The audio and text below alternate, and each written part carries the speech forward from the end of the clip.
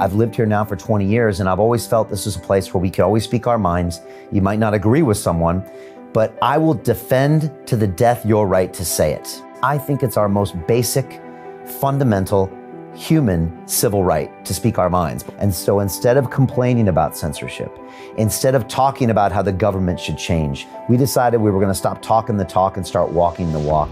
And we said, what can we do to affect the quickest change possible? And that was to run for mayor. And if we don't do it, who else will? Who else will stand up and lead?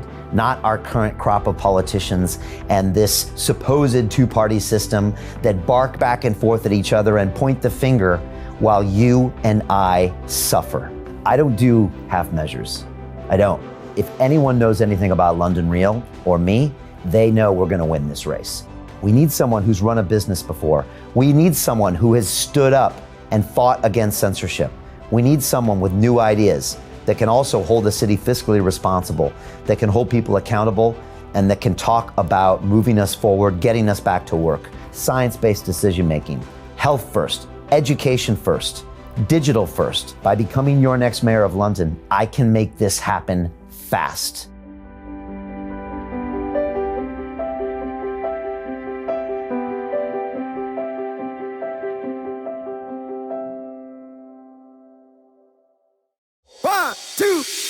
Listen. Welcome to Real Deal, Real Deal, Real Deal, Real Deal, Real Deal. Joining me today are the happy pair. Welcome to Real Deal.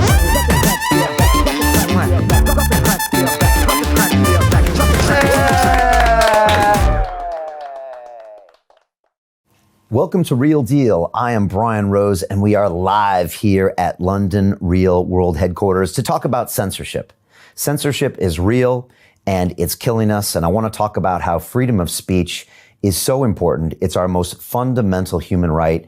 And if we don't fight for this now, we might find out that we might never have it again. And I really want to talk about this subject. It's something that London Real has had a massive education in the last 7 months. I never thought that I would be censored. I thought only weirdos and wackos and conspiracy theorists were censored. But that's not true. Censorship is happening all the time. The worst part is you don't even know when it's happening.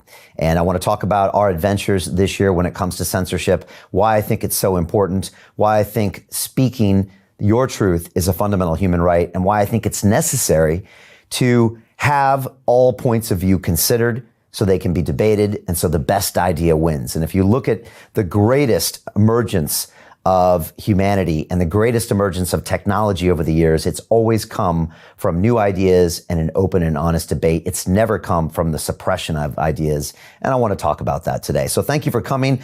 We are streaming live now on multiple social platforms, and I want to hear from you first. So first of all, please type in the chat right now because all your answers are coming to me right now on my iPad. First of all, do you think censorship is wrong and why?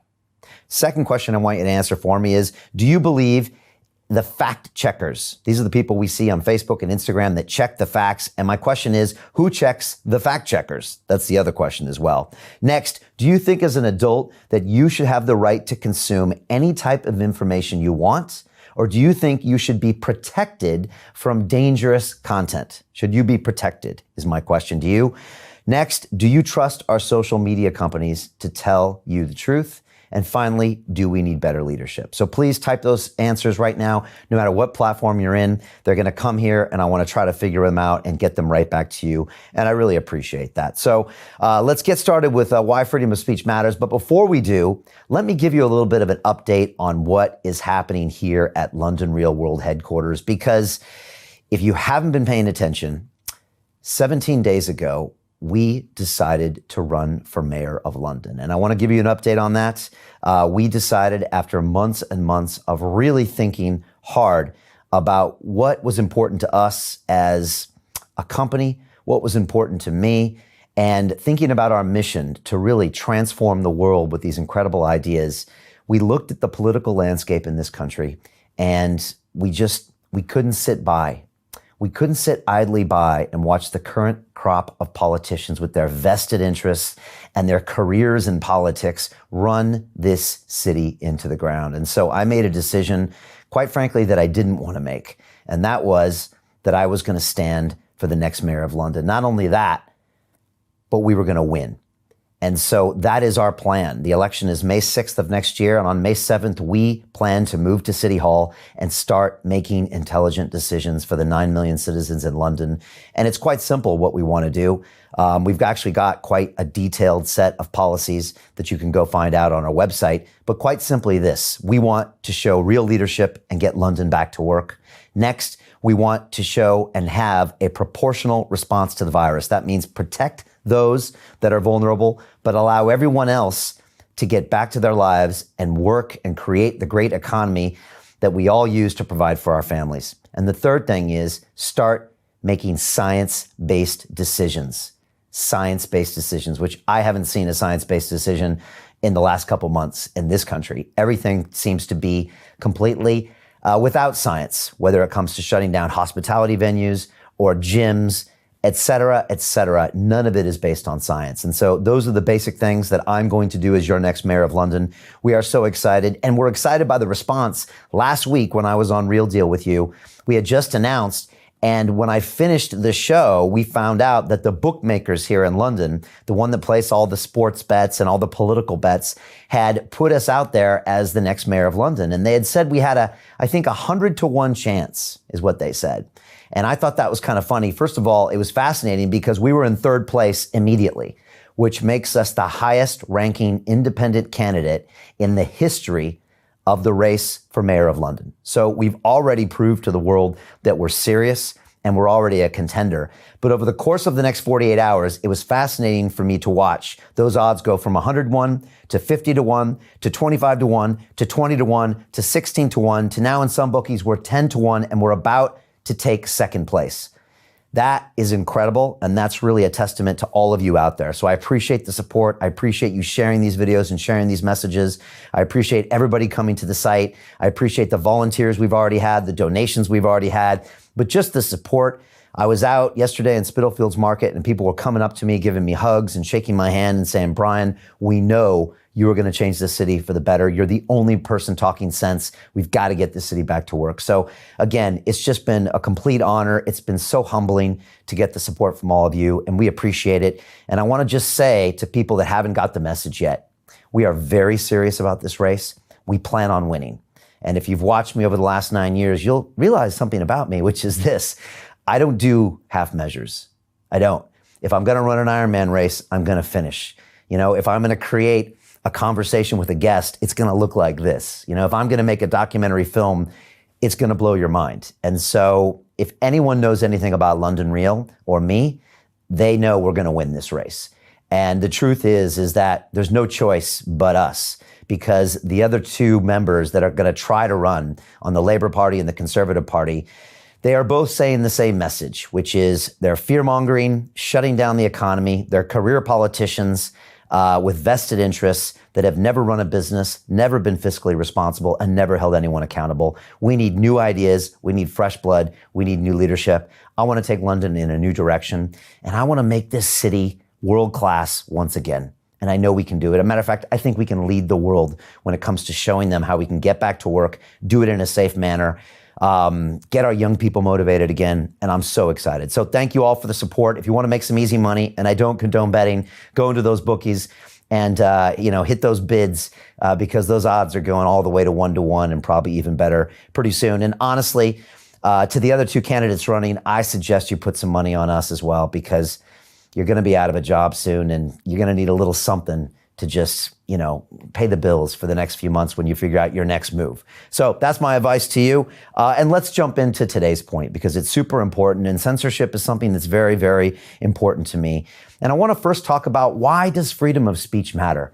And I was forced to really go deep in myself this year and ask myself questions about freedom of speech, because I had never had my freedom of speech taken away until earlier this year. And I'll cover everything that happened to us in the next section.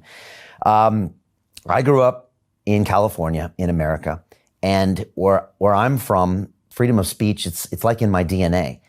Everybody is free to speak their mind. And it's the same here in the UK. At least I thought it used to be. And I've lived here now for 20 years, and I've always felt this is a place where we could always speak our minds. You might not agree with someone, but I will defend to the death your right to say it.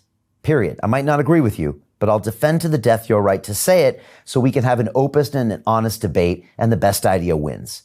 That's always marked the upsurge of human civilization since the dawn of time. And so when I looked even deeper into freedom of speech, I started to really understand what was happening with this, because I think it's our most basic, fundamental, human civil right to speak our minds. But we always haven't had that right. I think we've kind of gotten used to the fact that we have it. And so I actually went back in history to really understand what it was all about. And the first thing that you might think about that gets quoted all the time is the First Amendment of the United States Constitution. And in 1791, the original Constitution was amended with what I call new technology, things they hadn't thought of. And one of the first things they did, again, the First Amendment to that Constitution, was to say that Congress shall make no law prohibiting or abridging the freedom of speech. Again, it's the First Amendment. It's not the 5th, the 10th, or the 20th. It's the first. Very important in the early stages of the United States that they made sure people could speak their mind, because they knew if you couldn't, it could lead down some very dark times. On top of that, the European Convention on Human Rights, Article 10 states, quote, "Everyone has the right to freedom of expression. This right shall include freedom to hold opinions and to receive and impart information and ideas without interference by public authority and regardless of frontiers." Very important. Finally, the United Nations, created in the Universal Declaration of Human Rights in 1948, states in Article 19, quote, "We all have the right to make up our own minds, to think what we like, to say what we like, and share our ideas with other people." Again, these are in our DNA in Western civilization, and we assumed they were true. And if you look back through some of the big events in history, what would have happened if people hadn't have spoken their minds? Look at the Magna Carta in 1215, right? That said that everybody, including the king, was subject to law, right? That changed the course of everything in this country and everything in the Western world. Next, what if Martin Luther was never able to nail his theses to the door in 1517 in Europe? What would have happened? We wouldn't have had an entire evolution of human thought. What if the founding fathers of America had never created the Declaration of Independence in 1776? Again, it was them putting out new ideas that were controversial. What if Martin Luther King could have never given his "I Have a Dream" speech on the Washington Mall in 1963? What if he had never given that speech? Would we have had the civil rights reforms that we saw? These are crucial moments in human history where if we didn't allow someone to speak their minds, or they didn't speak it anyways, regardless of the repercussions, we still might be stuck in the Middle Ages, quite literally. And that's why this stuff is so important. And I wanted to give you that history lesson because a lot of people today don't know the history. They don't know it's a right because they've always assumed it's there. And when you start taking your liberties for granted and you start giving them away piece by piece, which is what we're doing today with our digital platforms, and I'll come to that, pretty soon you're going to wake up one day and you'll realize that you're in a society you don't like, where you can't say what you want, you can't think what you want, you can't do what you want, because those rights have been taken away from you. And that's actually what's been happening in 2020, and I want to get into it more.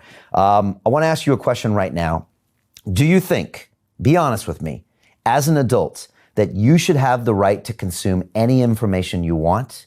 Or do you think someone like the government or your social media platforms should protect you from consuming dangerous information? That's my question for you. So type in the chat right now. Tell me what you want to think. I get stopped on the streets all the time and people say, "Brian, I just want to make my own decision." Or someone will stop me in the streets and say, "Brian, one of your guests, I think they're crazy." I'm like, great. You got to make that opinion because you got to listen to them. If it was up to our government and our social platforms, you would have never even seen that video. And so again, it's all about choice and it's all about your choice. And so while you're typing those questions in, please tell me what you think as well. Again, tell me also, is freedom of speech important? Do you think censorship is wrong? To continue watching the rest of the episode for free, visit our website londonreal.tv or click the link in the description below.